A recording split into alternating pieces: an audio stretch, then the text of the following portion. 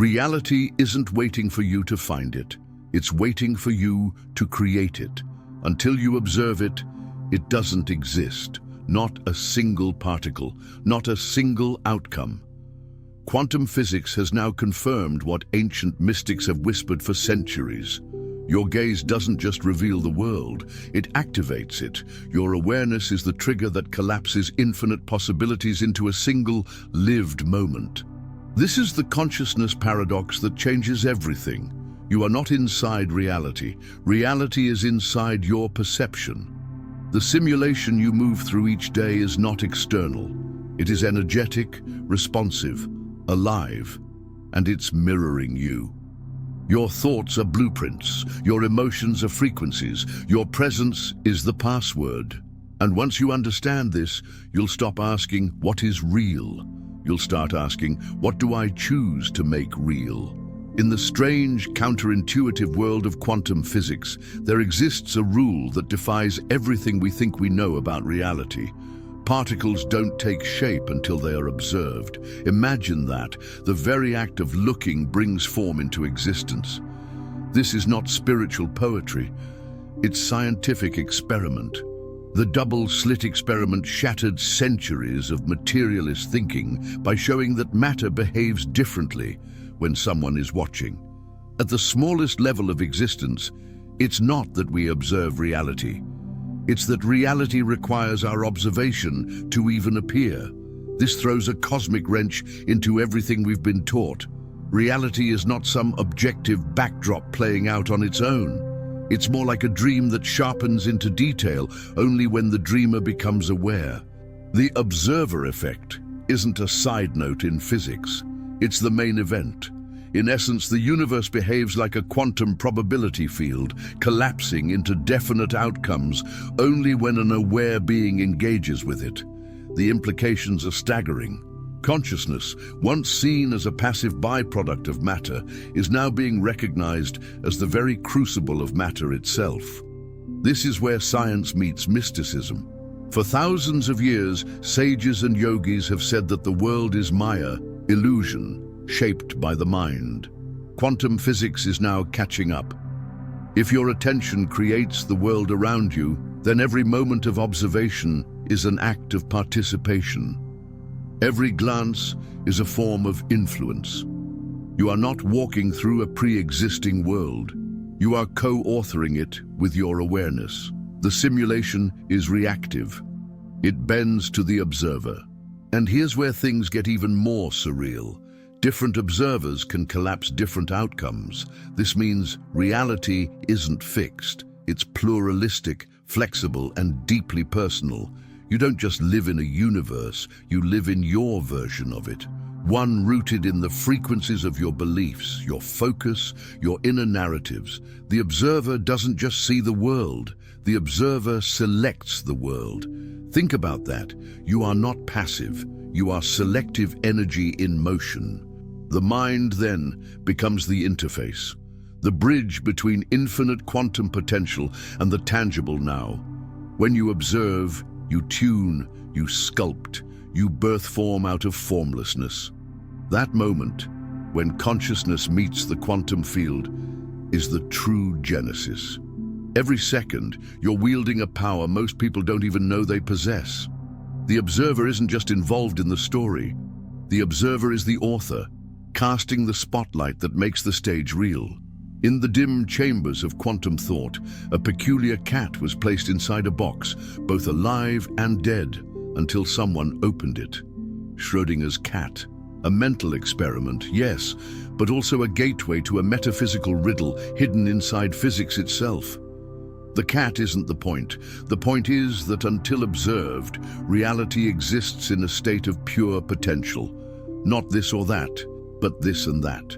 The cat symbolizes something deeper, that our universe isn't real until it is witnessed. Now apply that to your life. That moment of decision, that relationship, that future you dream about, it exists as a probability cloud until you look, until you choose, until you become conscious of it. Schrödinger's paradox reveals that existence is not binary, it's probabilistic.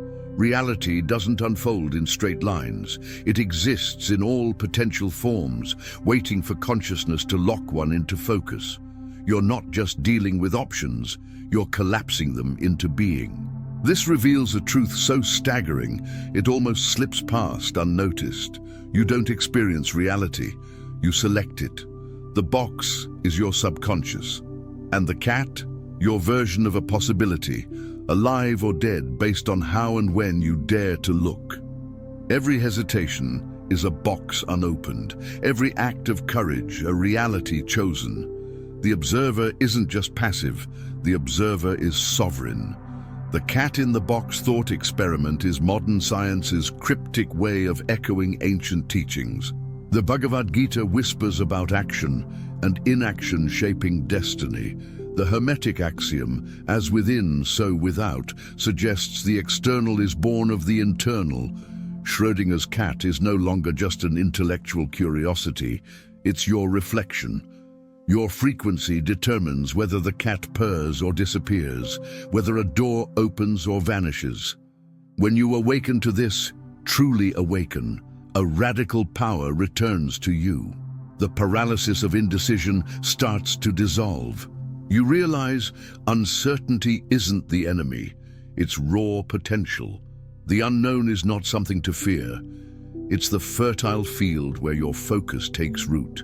You are the one opening the box. The only question is, what are you expecting to find inside? Imagine waking up one day and realizing the hardware you thought was running the world, atoms, particles, molecules, is actually just the screen. The real processor? Consciousness itself. The greatest illusion modern science sold us was that awareness is an afterthought, a ghost in the machine. But the truth is far more profound. Consciousness is the original code, the invisible force that orchestrates what we call reality. Every thought, every moment of attention, every sensation is not just registering the world, it's feeding data into the system that shapes it. What you feel inside is what the field responds to. This isn't just spiritual talk. It's the bridge where neuroscience, quantum mechanics, and mysticism converge. Your brain isn't producing consciousness like a factory. It's tuning into it, like a radio. The real source is non-local, everywhere, nowhere, timeless, and intimately tied to your perception. This flips the game entirely. You're not a brain in a skull reacting to an external world. You're a conscious being projecting frequencies into the quantum field, receiving mirrored responses. The simulation doesn't exist independently of your input. It emerges because of it. The moment you realize this, the world stops being a static environment and becomes a responsive mirror. Every reaction you see in the outside world is feedback from your internal broadcast.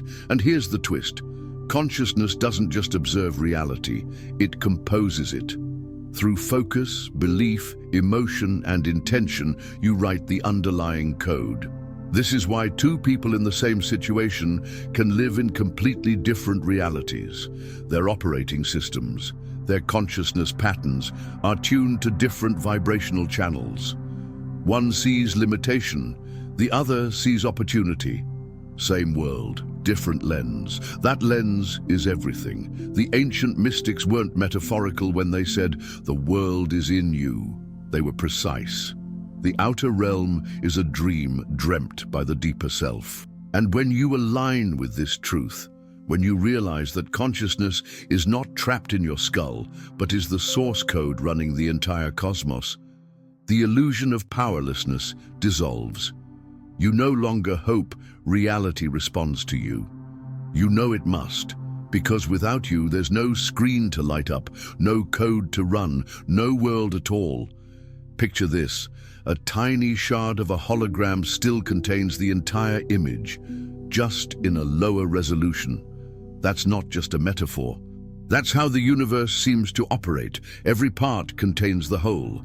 Every point in space holds the blueprint of the entire cosmos. And this doesn't just apply to matter, it applies to consciousness. Your mind isn't a receiver trapped in the skull. It's a microcosmic lens of the infinite. You are the whole, expressing itself through the part. Now take that one step further. If the universe is a hologram, then perception isn't passive, it's participatory. What you focus on doesn't just change your mood. It changes the version of the hologram you're tuning into. Two people walking through the same city are experiencing entirely different worlds. Why? Because their inner perception shifts the outer projection. Your beliefs don't just filter reality. They construct it from light, frequency, and meaning. This is why ancient wisdom spoke of seeing with the inner eye. What they meant was this: your dominant inner state, emotional, mental, vibrational, determines the clarity and shape of what you encounter out there. The world isn't fixed, it's responsive. The hologram bends to the observer's lens. Change your inner geometry and the landscape realigns. You don't change the world by force, you change the frequency, and the hologram morphs to match it. The heart of this mystery lies in coherence. When your mind and heart enter a coherent state, meaning they vibrate in harmony, you unlock sharper access to the deeper, encoded hologram. That's why gratitude, breathwork, and focused intention feel so powerful. They're not just tools for inner peace. They're tuning mechanisms. They calibrate your consciousness to a cleaner, clearer layer of the holographic field, one where life responds with synchronicity and fluidity. You're not navigating a fixed map, you're projecting it as you go. The terrain you see is not the way it is. It's a reflection of where your inner lens is pointing. Adjust the lens, and the entire reality recalibrates. The hologram doesn't lie, it mirrors. And when you begin to trust that your reality is an echo of your perception, not the other way around, you unlock one of the most sacred truths of the universe. Your world is not happening to you, it's happening through you. At the core of all things lies vibration, movement, frequency, oscillation. This is not just a spiritual idea whispered in ancient temples. It is physics, it is science, it is truth. The law of vibration says that everything from the smallest atom to your boldest thought is vibrating at a specific frequency. And the collapsing wave function, that's what happens when energy, once infinite in potential, becomes reality through the power of observation. Let's unpack this. Before you look, before you think, before you feel, everything exists as a wave of possibilities. The quantum field is pure potential. But the moment you observe, with consciousness charged by emotion and belief, that wave collapses into a single outcome. Not randomly, not neutrally. It collapses based on your vibrational signature. Your reality is not chosen by chance. It is chosen by resonance. If your dominant vibration is fear, you're a magnet for fear-based outcomes. If it's gratitude, you become a tuning fork for synchronistic blessings. This is the cosmic algorithm, not reward or punishment, just reflection. You don't manifest what you want, you manifest what you are vibrationally in tune with. Every thought you repeat, every emotion you dwell in sends out a frequency, and the quantum field echoes it back as form. This explains why some people, seemingly effortlessly, attract abundance, love, insight, while others walk in loops of struggle and limitation. It's not luck, it's not destiny, it's frequency alignment. When your vibration rises through breath, focus, healing, presence, you enter a different timeline, a higher harmonic of the simulation. The wave function collapses differently. You get a new outcome not because the world changed, but because you did. So the question isn't, how do I change my reality? It's, how do I tune my frequency? That's the real work. That's the metaphysical shift. Because the moment you shift from being an unconscious reactor to a deliberate tuner, you stop living in a world of randomness. You start dancing with the field. The collapsing wave doesn't frighten you. It becomes your canvas, and every feeling, every breath, every intention becomes the brush. There's a profound moment in every awakening soul's journey where the role changes from passive observer of life to active creator of it. That moment isn't marked by fireworks or visions, it's subtle, internal, and seismic. It's when you realize, I'm not just watching the simulation, I'm shaping it. This shift in consciousness from victimhood to authorship is the silent revolution now sweeping the human collective. For most, life is lived reactively, stimulus and response, input and output, a loop of external events dictating inner states. But those who awaken begin to ask, what if it's the other way around? What if my inner state is what sets the stage for the external? What if reality isn't happening to me, but through me? And even because of me? That's not ego. That's metaphysical responsibility. That's reclaiming the steering wheel of consciousness. This shift is happening globally. People are breaking free from the hypnosis of limitation. They're tuning into their breath, decoding their thoughts, questioning old beliefs. The veil is thinning, and as it lifts, the architecture of the matrix becomes visible. You begin to see how emotion programs outcomes, how attention activates particles, how belief writes code into the field. Suddenly, the observer is no longer blind. The observer becomes luminous. Creation begins with coherence, heart and mind in harmony, intention infused with elevated emotion. From this place, you are no longer reacting to life. You are composing it, one vibrational broadcast at a time. The world bends, subtly at first, to match your new resonance. Synchronicities multiply, obstacles dissolve, people change, or rather your version of them changes, because your lens has shifted. Your field is recalibrated. This is not about control. It's about alignment. It's about stepping into your birthright as a conscious creator within a living, intelligent field. The shift from observer to creator isn't a new skill to learn.